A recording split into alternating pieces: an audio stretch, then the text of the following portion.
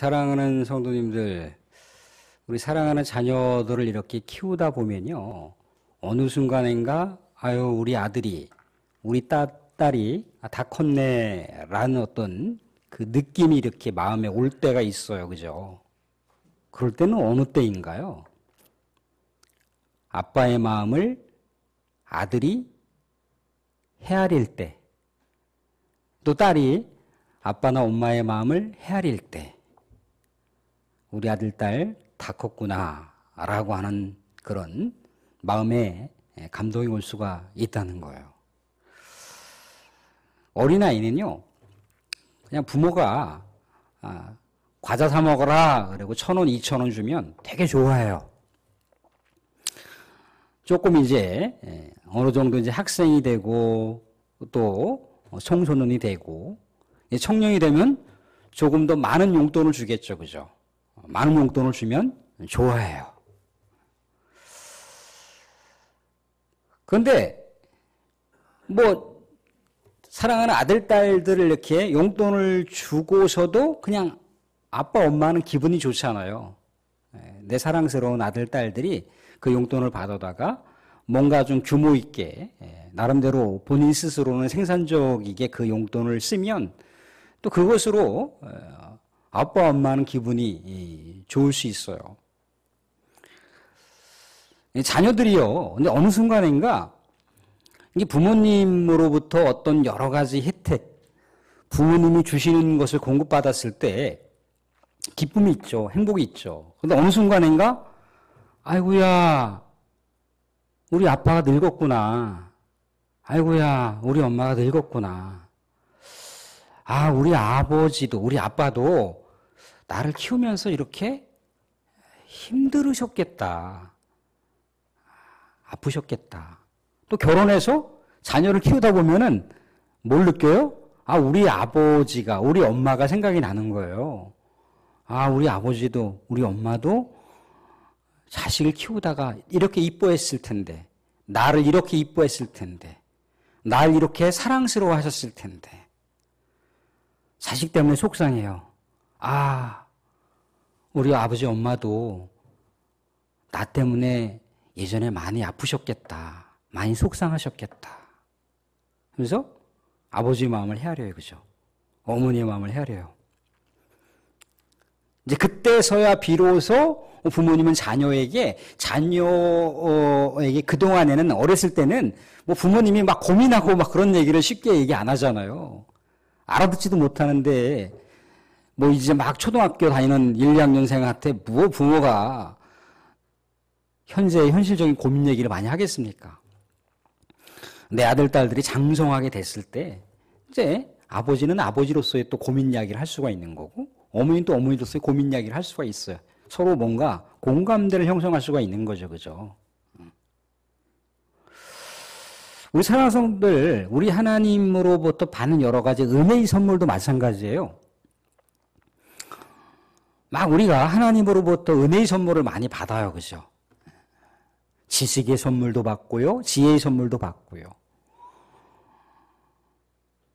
믿음의 선물도 받고요. 병 고치는 은혜의 선물도 받고요. 예언의 은혜의 선물도 받고요. 다양한 선물들을 받아요. 너무너무 기뻐요. 그런데 어느 순간인가 하나님 물론 우리들에게 그런 은혜를 주시기도 하고 또 이 세상에 우리가 살아가면서 필요한 자원들을 또 풍성하게 주시기도 하잖아요. 그죠? 때로는 부를 주시기도 하고요. 장수를 주시기도 하고요. 명예를 주시기도 하고요. 권력을 주시기도 합니다. 또 우리에게 사랑의 많은 선물을 주셔요. 근데 우리가 그런 선물을 받을 때는 기뻐요. 행복해요. 그죠? 근데 어느 순간인가 우리가 하나님 아버지 마음은 어떠실까? 아, 하나님도 아프시겠다. 라고 하는 걸 딱 느낄 때가 있어요. 그죠? 막 기도를 합니다. 아, 주여, 주여, 주시옵소서, 주시옵소서, 주시옵소서. 될 줄로 믿습니다. 근데 물론 간절하게 원하고 소망하고 있는 것, 우리 하나님은요, 자녀들에게 마음을 또 평안 주시기 원하고 자녀에게 필요한 자원들을 또 채워주시길 원하세요. 그래서 때로는 우리가 생각하는 것만큼 그 이상의 것을 하나님께서는 주실 수 있습니다. 근데 어느 순간인가 우리가 그것을 받아도 기쁘지만 그것이 아니어도 하나님 마음을 헤아릴 때가 있어요. 그죠? 아까 얘기한 대로다가 깐난쟁이 때는 몰랐는데 어느 순간 크면서 우리 아빠 엄마가 늙어가는 그 모습을 보니까 마음이 아파요. 애려요. 병원에 갔다가 이렇게 저렇게 뭐 장이라도 좀 뭔가 문제가 생겼다거나 아니면 다른 여러 가지 고질적인 그런 병명이 이렇게 발견됐다거나 그러면 뭔가 존재 가치에 대해서 다시 새롭게 느끼잖아요. 아유, 우리 아버지가, 우리 어머니 고생했는데. 그전에는 몰라요, 그죠, 잘. 그러면서 뭡니까? 아버지로부터 뭔가, 어머니로부터 뭔가 공급받아서가, 기뻐했다면 어느 순간인가 존재 가치 때문에 기뻐요, 그죠? 우리 어머니가 그냥 생존하시는 것. 또 우리 어머니가 그런 믿음의 어떤 흔적을 남겨놓으신 것. 우리 아버지가 믿음의 흔적을 남겨놓으신 것. 우리 아버지의 어떤 향기. 우리 아버지의 존재성을 생각하면 할수록 그것이 진짜 본질적인 은혜였구나 라고 하는 것을 알게 됐더라는 거죠. 우리도 하나님 아버지의 존재를 그럴 수가 있다는 겁니다. 하나님 아버지가 내가 아버지라 부를 수 있는 존재, 그 대상이구나라고 하는 것. 그냥 우리가 평상시에는 그냥 신앙의 막 걸음마를 걸을 때는 그냥 종교 생활을 하는 거잖아요. 그죠? 아버지. 종교 생활을 한단 말이죠. 근데 어느 순간인가 전인격적인 관계가 딱 형성이 되면 우리 하나님도 아프시겠구나. 우리 하나님도 기뻐하시겠구나. 내가 예배를 드리고 내가 찬양을 드리고 우리 하나님한테 내가 기도를 드릴 때 우리 하나님 아버지도 참 기쁘시겠다. 행복하시겠다. 아들이 오랜만에 집에 왔어요. 딸이 오랜만에 집에 왔어요. 아빠, 엄마 그러면서 그동안에 있었던 이런저런 이야기들을 막 늘어놔요. 뭔가 교제가 되는 거잖아요. 그죠? 그러면서 아빠가 기뻐하는 모습 때문에 기뻐하고 또 엄마가 기뻐하는 모습 때문에 기뻐하잖아요. 하나님도 그렇습니다. 하나님도. 우리가 하나님 아버지의 존재 가치 때문에 기뻐할 때 또 그것 때문에 우리가 찬양하고 경배하고 우리도 우리 하나님께서 기뻐하실 거를 또 헤아리면서 찬양을 했을 때 우리도 기쁨이 있고 우리 하나님 아버지의 기쁨이 서로 교류가 되는 거예요. 교류가. 영적 성장이라고 하는 게 별다른 게 아니에요. 우리 자녀들의 그 모습이 점점 장성하게 자라면서 부모님의 마음을 헤아리듯이 우리가 점점 우리의 신앙의 경륜이 쌓이고 연륜이 쌓이고 그렇게 우리 주님 앞에 나아온 그런 여러 가지 그 내용들이 차곡차곡 쌓일 때 나중에 그것이 질적으로 도약이 되잖아요. 하나님 아버지도 마음이 아프시겠구나. 세상 돌아가는 형편을 보세요. 그죠? 우리와 상관없는 영혼들이 죽어가도 우리와 상관없는 그런 영혼들이 엉뚱한 이상한 가르침에 빠져서 동성애를 추구하고 퀴어 축제를 하고 하나님 아버지의 마음은 어떠실까? 느낄 수 있잖아요. 그죠?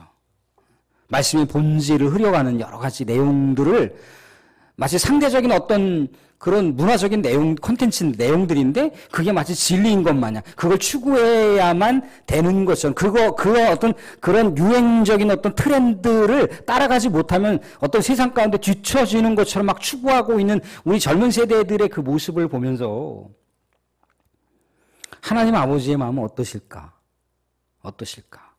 저 북녘 땅에서 계속해서 지금 뭔가 쏘아 올리잖아요. 그죠?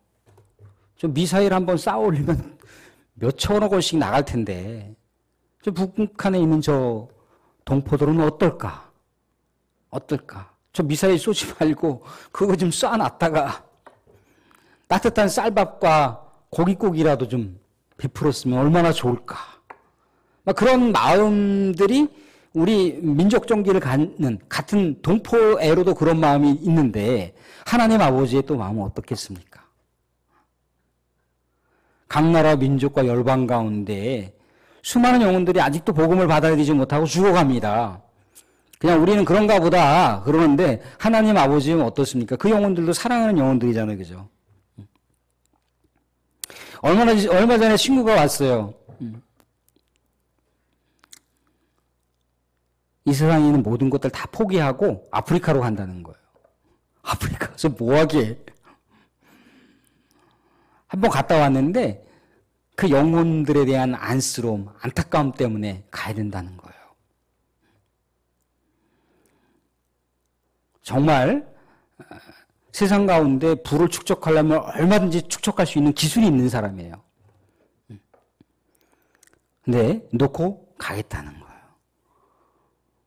그래서 같이 이렇게 뭐 식사하면서 이런저런 저는 뭐 얘기 못 나눴지만 많이 깊은 얘기 못 나눴지만 다른 일 때문에 뭐 사모하고 이런저런 얘기를 나누는데 그렇다는 거. 하나님 아버지의 마음으로. 아까 우리 찬양 그 찬양 했잖아요. 그죠? 아버지의 마음 알아. 아버지의 마음을 생각하니까 그곳에 죽어가는 영혼들이 아버지의 마음으로 느껴지는 거예요. 그곳에 가는 거죠.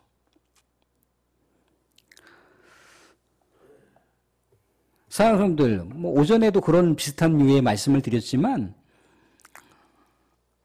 우리 하나님께서 우리에게 주시는 많은 것들이 있어요. 그죠? 무슨 많은 은혜의 조각들이 많이 있어요. 그죠? 근데 은혜를 주신 것으로 인해서 우리는 또 삶의 정체성을 느끼기도 하고 삶의 새로운 기운을 얻기도 하고 또 절망 가운데 있다가도 하나님께서 살아계시는구나라고 하는 것을 체득하고 체험하기도 합니다. 그죠? 그래서 막 우리의 마음이 뜨거워집니다. 그죠? 근데 어느 순간인가 나에게 베풀어 주시는 은혜가 또 다른 어떤 영혼들에게도 다가갔으면 좋겠다라고 하는 마음, 하나님 아버지의 마음을 우리가 느끼게 됐을 때 그때 비로소 아버지의 존재를 우리가 더 깊이 알게 된다는 거예요. 사랑하는 성도들, 아들 넷이 있고 딸 넷이 있어요. 그죠? 그런데 첫째 아들만 사랑하고 막내 딸은 사랑하지 않나요? 다 동일하게 사랑하잖아요. 그죠? 약간의 상황에 따라서 뭔가 그 형태, 사랑의 그 방식이 조금씩 다르다 할지라도 사랑의 본질은 똑같아요. 그죠? 하나님 아버지도 그렇습니다. 아프리카 오지에 사는 옷도 없고 신발도 없는 그냥 발가벗고 다니고 있는 그런 아이들.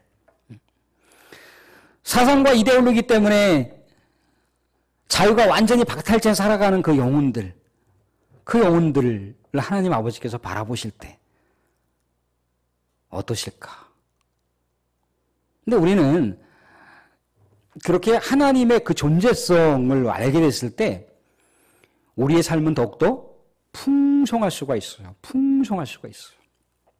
그것이 아니어도 내가 원하는 어떤 조건부가 내가 원하는 방식대로다가 딱 뭔가 그 안에 틀에 딱 끼워 맞춰주지 않더라도 나중에 우리가 살아온 세월들을 또 보면요. 내가 원하는 틀이 있는데 그 틀보다 더 많은 것으로 풍성하게 채워주시는 것을 봐요.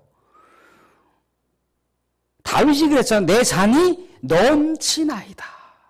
내 잔이 넘치나이다. 쫓기는 인생인데 뭘 내 잔이 넘칩니까?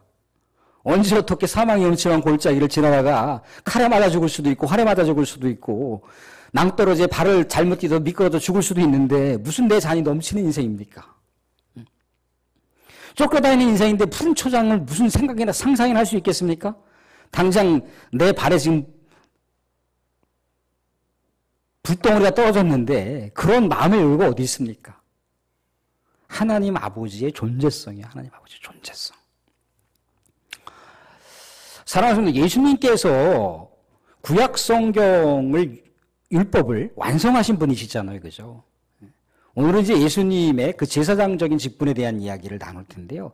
이러한 풍성한 우리 하나님을 아버지라 부를 수 있는 전인격적인 아버지라 부를 수 있는 그 놀라운 축복과 은혜를 예수님께서 주셨어요. 그죠? 우리가 이 세상 가운데 살면서 우리가 원죄가 있고 끊임없이 우리가 매일매일 짓는 자범죄가 있습니다. 그죠? 근데 모든 것들을 다 통째로 완성시키신 분, 모든 것들을 다 청산하신 분이 예수님이세요. 구약 성경에 의하면, 구약 율법에 의하면 내가 거짓말 한마디를 했다. 그러면 소 한 마리 잡아야 돼요. 양 한 마리 잡아야 됩니다. 내가 누구의 마음을 아프게 했다. 그러면 또 염소를 2마리 잡아야 돼요. 번제를 드려야 되고요. 화목제를 드려야 되고요. 속죄제를 드려야 되고요. 그런 많은 일들을 감당을 해야 됩니다. 근데 생각해 보세요. 내가 의도적으로 거짓말을 한 경우도 있을 수 있고 의도하지 않았는데 엄격결에 그냥 나도 모르는 사이에 거짓말을 하는 경우도 있어요. 그죠? 십계명을 우리가 지키지 못하는 경우가 다반사라는 거예요. 그죠? 그러면 내가 까먹고 짐승을 죽여서 피를 흘려 우리 하나님께 제물로 바쳐야 되는데 까먹고 못 드리는 경우도 있잖아요. 그죠? 또 까먹고 못 드리는 경우가 있기 때문에 나중에 그것을 몰아서 또 제사를 드려야 돼요. 모르고 지은 죄를 용서해 주시옵소서라고 하면서 짐승을 죽여 피를 흘리게 하고 우리 하나님께 제물을 드려야 된다는 겁니다. 근데 왜 제물을 왜 드리는 겁니까? 원래 우리가 그렇게 죽어야 되는 존재들이에요.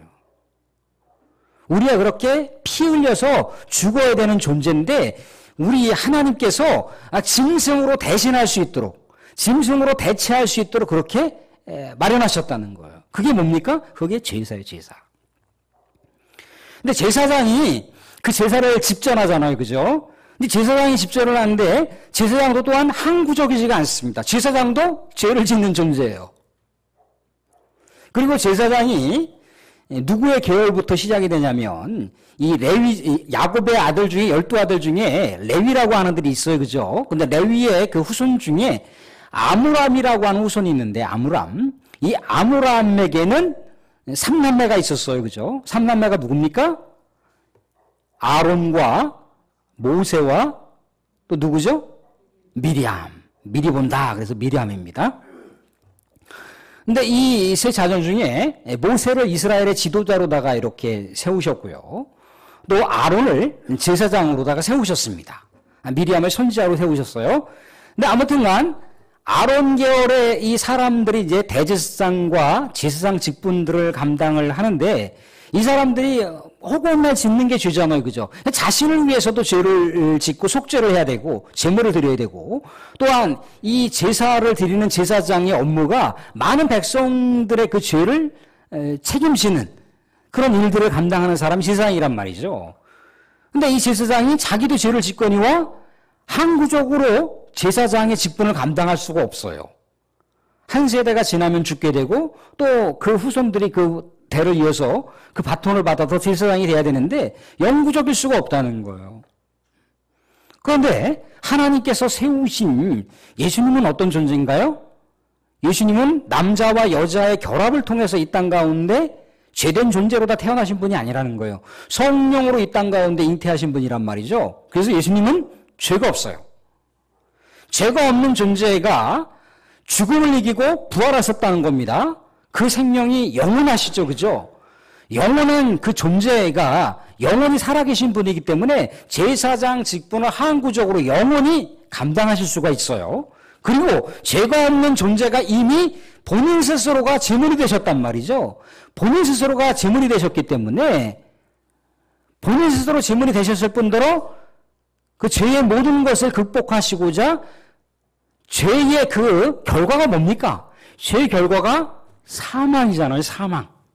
그런데 그 사망을 다 정복하셨음으로 인해서 죄를 완전히 청산하실 수 있는 능력이 예수님한테는 있는 거예요. 그래서 예수님께서는 영원히 살아계신 분이기 때문에 그 제사장 직분을 영원히 감당하실 수 있고 또한 본인이 십자가에서 피 흘려 죽으셨음으로 인해서 모든 제사의 제물의 그 모든 것들을 완성하셨다는 거예요. 그러니까 다시는 구약 성경, 구약 율법에 대한 내용들을 우리가 동일하게 그렇게 제물을 드려서 피를 흘리고 제사를 드리지 않아도 된다는 거예요. 그래서 우리의 원죄는 깨끗하게 청산됐습니다. 그런데 어떻게 하는 자들? 예수 그리스도께서 나를 위해서 십자가에 못 박혀 피를 흘리시고 우리 하나님 앞에 대속 제물이 되셔서 우리 하나님께 바쳐졌다라고 하는 것을 믿는 자들, 영접하는 자들은 하나님 아버지의 자녀가 되는 혜택을 받는 거예요. 자녀가 되는 특권을 얻는 겁니다. 원주에 대한 죄사함을 받은 거예요. 그런데 우리가 원주에 대한 죄사함을 받았다 할지라도 매일 짓는 죄범죄가 있잖아요. 그죠? 그런데 구약 성경에 보면 아까 말씀드린 대로 다 매일매일 다른 사람을 아프게 하기도 하고 거짓말하기도 하고 그렇게 하는데 그럼 매일매일 짐승 한 마리 죽이고 소 한 마리 죽이고 염소 죽이고 그렇게 할 수가 없잖아요. 근데 예수님께서는 한 번으로 십자가 대속의 그 모든 제물로 한 번에 완성하셨음으로 인해서 우리가 예수님의 보혈의 피를 의지하여 우리가 회개하기만 하면 우리 신실하신 우리 하나님께서 예수의 보혈의 피를 의지해서 우리가 회개 기도했다라고 하는 그 사람들의 죄를 깨끗하게 용서하시고 처리하신다라고 그렇게 말씀하고 있다는 겁니다. 사랑하는 성도, 사실 오늘 히브리서에 대한 내용은 다 그런 내용이에요. 그런 내용. 구약의 제사는 옛 제사라는 거예요. 신약의 제사는 뭔가요? 예수님의 십자가 대속의 죽음이라는 겁니다. 그리고 구약의 제사장은 계속해서 바뀌지만 신약의 대제사장은 누군가요? 오직 한 분 예수님이시라는 거예요. 구약의 제사로다가는요, 사람을 정결하게 할 수 있을지 모르지만 죄를 사할 수가 없습니다. 그렇지만 예수님의 보혈의 피는 뭐예요? 완전히 우리를 죄사함 할 수 있는 능력과 권세가 있다는 거예요. 그래서 우리 7장 27절, 28절 말씀 보시면 7장 27절, 28절 말씀 보시면 이렇게 나와 있습니다. 같이 한번 읽어보겠습니다. 같이 읽고 마무리하겠습니다. 그는 저 대제사장들이 먼저 자기 죄를 위하고 다음에 백성의 죄를 위하여 날마다 제사 드리는 것과 같이 할 필요가 없으니 이는 그가 단번에 자기를 드려 이루셨음이라. 율법은 약점을 가진 사람들을 제사장으로 세웠거니와 율법 후에 하신 맹세의 말씀은 영원히 온전하게 되신 아들을 세우셨느니라. 아들을 그렇게 세우셨다는 거예요. 그래서 어떻게 했다는 겁니까? 25절 말씀 한번 보겠습니다. 25절 같이 한번 읽어보겠습니다. 이 말씀도 같이 시작. 그러므로 자기를 힘입어 하나님께 나아가는 자들을 온전히 구원하실 수 있으니 이는 그가 항상 살아 계셔서 그들을 위하여 간구하심이라. 우리를 위해서 계속해서 간구하신다는 거예요. 끊임없이 세상 끝날 때까지. 우리가 이 세상 끝날 때까지뿐만 아니라 우리가 죽어서 하나님과 함께하고 있는 동안도 계속해서 간구하신다라고 말씀하고 있다는 겁니다. 사랑하는 성도들, 예수님께서 이렇게 대제사장의 직분을 감당하시고 우리의 죄를 대속하신 건 뭔가요? 하나님 아버지와 연결하기 위해서. 주님 한 분만으로 충분하시다라고 우리 많이 찬양을 하시면서 고백을 하시잖아요. 주님 한 분만으로 충분합니다 라고 그렇게 얘기를 했는데, 아이고 하나님, 내가 인생 살다 보니까 주님 한 분만으로 충분하지 않던데요 라고 우리는 여러 가지 생각들을 가질 수가 있어요.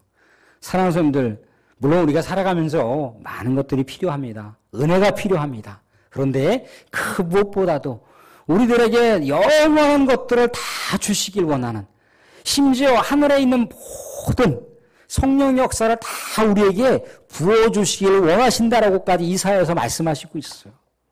모든 걸 다 주시고 싶어 하시는, 사랑하는 아들, 딸들에게 모든 걸 다 주고 싶어 하시는 우리 부모님, 요즘엔 조금 좀 세상이 바뀌어갖고 뭔가 움켜쥐고 있어야 돼 라고 얘기를 하고 있지만 마음속 저 깊숙한 곳에서는 다 해주고 싶잖아요. 다 채워주고 싶잖아요. 그게 아버지의 마음이고 어머니의 마음이지 않습니까? 사랑하는 분들, 하나님 아버지는요, 변개하는 분이 아니세요. 사랑하는 자녀가 요렇게 저렇게 한다라고 요것 봐라 그러면서 계산하신 분 아니세요. 다 주시길 원하시는 분이고 다 주기실 원하시니까 다 모든 것을 베풀어 주시고 채워주시길 원하시니까 독자마저도 십자가에 그렇게 냉정하게 잔인하게 처참하게 못 박혀 죽도록 방치하셨다는 거예요. 오죽했으면 예수님께서 아버지 나를 버리십니까? 나를 버리십니까? 아버지 애끓는 심정으로 우리 하나님께 호소했잖아요.